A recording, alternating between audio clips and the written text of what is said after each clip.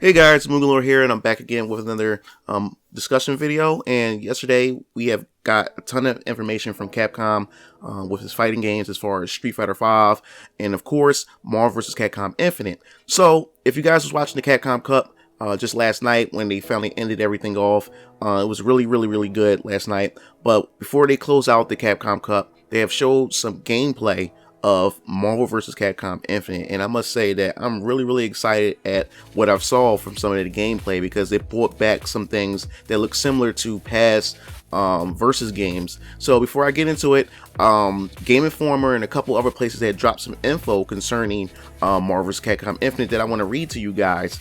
Alright, so here at Game Informer, I wanted to read this article, and it was pretty much saying that Marvel vs. Capcom had ended up being a very diverse game. So although the Versus series is often seen as a chaotic display of flashes and super moves, it has surprisingly has a consistent core audience. So the 3 vs 3 battles, the assist, and the 6-button layout had defined the series, and for almost 2 decades have held the attention of a hardcore group of fans.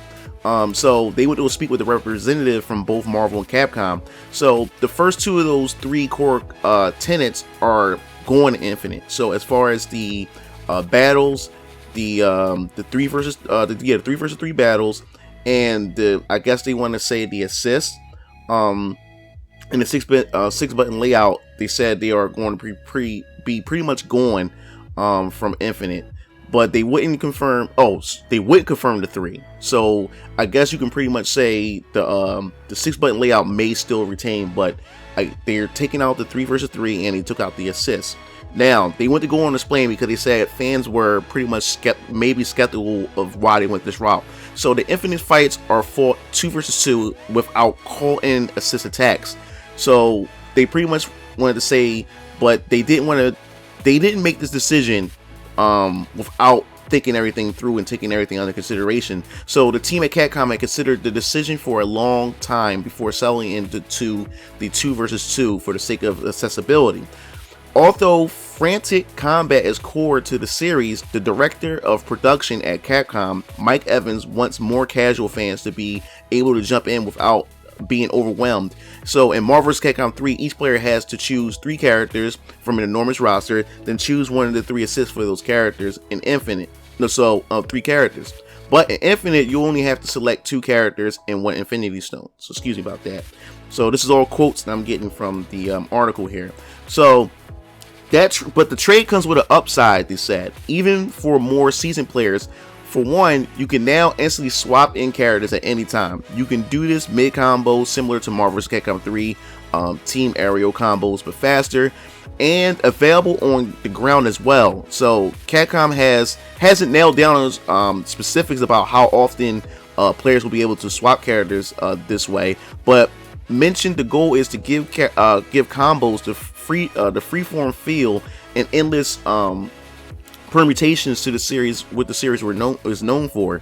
Having 2 characters makes the system far more manageable, since players would know for sure which character they'll be swapping into during the combos, instead of having to memorize the team order. So I can see what they're doing. I guess they learned their lesson from with what they experienced with Street Fighter V. By trying to cater just to the hardcore, and it left the casuals out, and that's why the sales were the way they were in Street Fighter V. So they don't want to abandon the casual players anymore, and you have to understand that the casual players is what makes these fighting games money.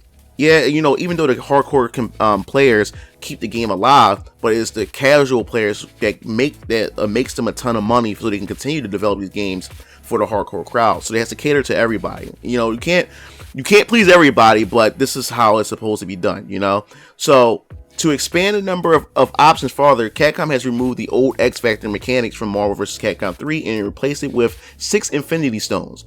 So this is not only hints at some of the potential plot points in the game, since the 6 stones are a nod to the Infinity Gauntlet, but acts as a way to customize your 2-person team. The 2 Infinity Stones we were shown had power and time abilities. Power seems to increase the potency of each attack and could potentially offer new super abilities while active, while time allows players to dodge moves and pull off flurries of punches and kicks, increasing combo potential. Each stones will grant one ability that can be activated at any time, and one stronger ability will be more rare. Again, the team has yet to work out the specifics of how they will limit this ability. When I brought up Street Fighter V's V system as a potential reference point for Infinity Stones, they instead, now this is interesting, about the Infinity Stones. Now we know the Infinity Stones, if you played the Marvel Superheroes games, the Infinity Stones had their, had their own properties when you picked them up. But they said instead the Infinity Stones, Capcom had pointed towards the Capcom versus SNK 2's groove systems. Now, I haven't really played Capcom versus SNK much at all. That's pretty much where I wasn't really into fighters at that time, but I've known about it. I played it here and there, but everyone talked about how unique the groove system was in SNK versus Capcom. So it seems like instead of the mechanics in Marvel Superheroes, they're using the Infinity Gems as a groove system found in Capcom versus SNK 2. So if you guys are SNK versus Capcom versus SNK fans, I think this is something I guess you guys can be pretty much excited about. I can only imagine what this means. So part of the reason for this new system is an attempt to even the playing field. Now, in Marvel vs. Capcom competitive scene, you tend to see a core roster of characters that recur, and many other characters that are left behind the wayside. In the game's early life, some characters were chosen purely for their assist abilities, acting less like actual characters and more like tools. So, Capcom's goal with Infinity Stones is for them to work like those throwaway assist characters, making up for the deficiencies of a particular team, enhancing its strong points, and acting as sort of a comeback enabler. A Marvel vs. Capcom game with a balanced roster still sounds like a tall order, but Infinity Stones will hopefully make that task a bit easier. So, they have asked how they went about simplifying the approach to team building. They also meant fewer buttons to use. Capcom wouldn't confirm that, if anything of that sort, as far as buttons or whatever. So to me, it looks like they mentioned everything about what they're removing. They removed the 3 versus 3, and they also removed the assists, and they still haven't talked about the button layout. So it seems like they could be going back to the 6 button layout, or they may have something special as far as the buttons is concerned, because they keep talking about the interviewer and Game Informer keep asking them about the button layout, how they want to approach it to make it easier for casual players, and they still have yet to comment about that, and they don't want to talk about it as much.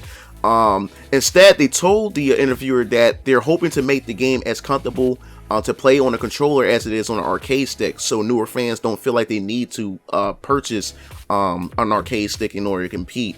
So they asked one last question about Marvel vs. Capcom Infinite, and of course that's the roster, but Capcom started the interview saying that, hey, we won't be revealing any other characters but the 4 characters that were shown in the gameplay trailer. So, those characters were Ryu, Mega Man X, Captain Marvel, and Miss Marvel, and Iron Man. So, however that direction went as far as that's concerned.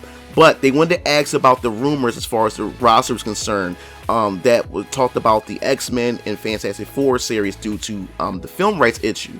So, pretty much, they said, would it instead favor characters already in the Marvel Cinematic Universe? So the creative director of Marvel Entertainment, Bill Roseman, didn't tense up the way the PR folks tend when they ask difficult questions. While Marvel wants to take a forward-thinking stance with the characters they included in the game, he wants to make sure fans of all Marvel properties, including X-Men, are happy. That heritage is not lost, he told me.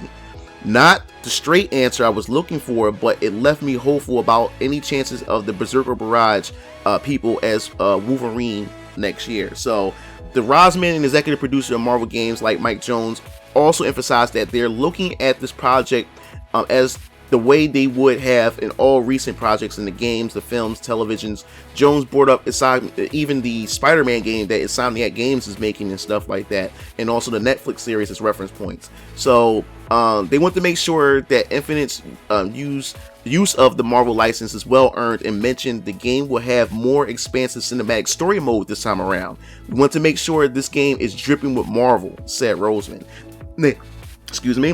Now, that's a good thing. Marvel, it seemed like Capcom is really trying to dwell deep into their story mode and their lore with their fighting games and stuff, because I'm not gonna lie, Ed Boon and NetherRealm Studios. I think when it comes to story modes of fighting games, no one has ever matched them. They're the ones that, I guess, inspired fighting games that had some good storylines and cinematics and storytelling, because Mortal Kombat, no matter how much you say it or whatever like that about this story mode, I think it's a very well executed story mode for fighting games. And Ono looked at that for Street Fighter V and follow suit with that, and they're like they're going to do the same thing with Marvel vs. Capcom Infinite. So I can't wait to see how this all play off. But this was pretty much it for that article concerning this game as far as its gameplay is concerned, and I'm really happy. I can't wait to see what they do with this. But if they do bring back the 6-button layout, that's going to be interesting. But the most interesting thing that stick out more, and I've been noticing like from a lot of competitive players I've seen posted that posted tweets